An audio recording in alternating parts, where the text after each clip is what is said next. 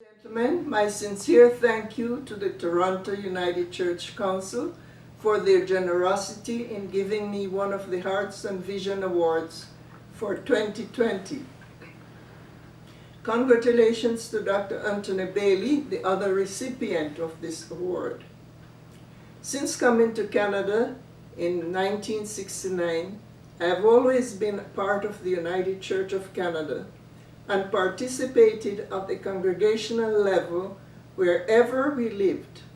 It was not until in the 1980s, when we moved to Montreal, that I started being a part of the church at other levels. Being more of an introvert than an extrovert, I always wait to be invited in. In 1982, I went to my first Ethnic Ministries Committee annual gathering, which was held every 4 years at that time. Then it was under the Division of Mission in Canada. Of course, you know that all the names have been changed since then. During this period, I was asked to be one of the presbytery representatives from our local congregation, Union United Church. I always look forward to all the different church gatherings. Many times I would be the only black person at some committee meetings. Often I was told, "You are the token black." But since I am very comfortable in my own skin, I learned to stand tall and make whatever contribution I could. Sandra Muskell said, "You have to step out of your comfort zone and be vulnerable." So when I was asked to let my name stand for the chair of Montreal Presbytery, that is exactly what I had to do. As I was more comfortable being in the background, for me this was a steep learning curve. The United Church Manual and Robert's Rules of Order became my required reading. At this time, I was also involved with another committee and went to the old church house for a meeting. Since the meeting was starting in the afternoon, I walked to a nearby United Church for Sunday morning worship. I made sure to say I was a visitor, and given the makeup of the congregation, it was obvious. After a beautiful service, the congregation was invited to coffee hour. What I found strange was that no one invited their visitor to coffee hour. Given the diversity that was and is Toronto, I found it strange that no one cared to invite the other on a cold, blustery day.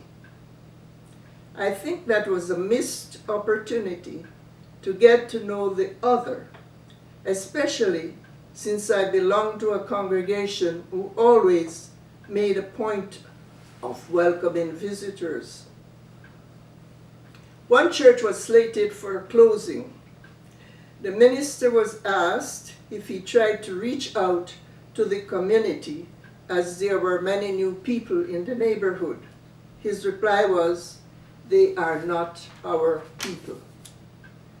But I suppose the church community is a reflection of the wider community, where blacks and other people are called visible minorities and then treated as though they are invisible.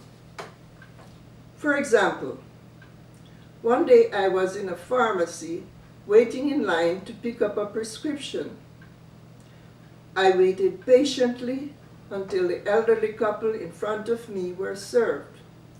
When it was my turn, a woman stepped in front of me and the clerk proceeded to serve her. I protested, but that did not help the situation. As a matter of fact, while I was elsewhere in the pharmacy, I heard the clerk complaining about me. This situation happens in other places too. Post office, supermarkets, stores, just about anywhere there's a lineup. One common practice of bus drivers is to stop short of the beginning of the queue if there are any black people in the lineup. One morning, two people and I were waiting at the head of the line, and being true to the invisible theory, the bus driver stopped at the fourth person, who just happened to be white. The person, realizing what was happening, stood back and motioned for us to go ahead. The bus driver was so upset that when I said, "Bonjour," he did not respond. The church is not innocent of the invisible theory. A friend was a member of a certain church. As long as she was inside, people would be nice to her, passing the sign of peace and all that. But as soon as they reached the parking lot, people would avert their eyes and pretend that they did not know her. After a while, she left that congregation, deciding that she did not need this type of treatment. Then there are other United Churches who do not want to share space with any ethnic congregation because they do not like the smell of their food. Several congregations would rather die as a church than invite the multicultural diversity that surrounds them to share in the life and work of the Creator, whom we profess to be serving. When I was asked to fill the vacant position of Outreach Director at Union Church, some people in presbytery said I should not be given the job. What they failed to realize was that I was asked to do the work as a volunteer because there was no funding available. If and when funding became available, then I would be paid.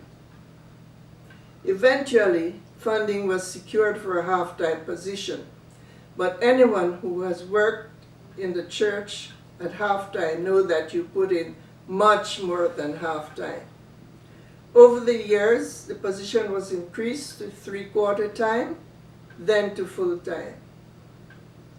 I continued being a part of ethnic ministries for many years. In 1994, the 35th General Council passed the recommendation for a new division called Ethnic Ministries Council to meet the specific needs and issues of ethnic congregations, which were not being met elsewhere. There are congregations where worship services are held in many languages other than English or French, because people want to worship God in their own mother tongue, the language they understand, the language in which they are free to express themselves, the language in which they want to talk to God. This was anxious but very exciting times for us in the ethnic ministries, and this new division came into being in 1996. At last, ethnic ministries had a seat and a voice at the General Council Executive, where its unique concerns, expectations, and experiences can be given a platform. Being co-chair and then chair of Ethnic Ministries Council gave me a better knowledge and understanding of the different cultural groups. We all worship the same God, but in different languages and sometimes in different ways. I also experienced what Dr. Peggy McIntosh described as an invisible, weightless knapsack of white privilege, where the majority of people within the church can have their say without having to consider or think about how it will impact their cultural group. This is not the reality for other cultural groups, where whatever is said or done by one person, whether in church or society, is seen as a reflection of the whole group. I do not want to seem to deny or negate anyone's experience, because some people have had very different experiences from mine. But my experience within the United Church, at the many levels where I was involved, was a largely positive one. I have participated in the life and work of the church with many cultural groups, grappled with many concepts and ideas, had my horizons expanded and broadened, and my faith deepened. Here's a quote from a letter I received from a First Nations person some time ago, and I quote, "Somehow, I'm not sure just how, your presence at the meeting was a comfort to me. I guess it could be as the fact that the United Church is no longer just white, but rather the church has incorporated at least one person of color in its executive." To me, that says that the church still has a long way to go to be inclusive of the diversity that is Canada. Jesus practiced radical love and radical inclusion. As people who choose to follow in his footsteps, we are called to do no less. Ladies and gentlemen, I thank you.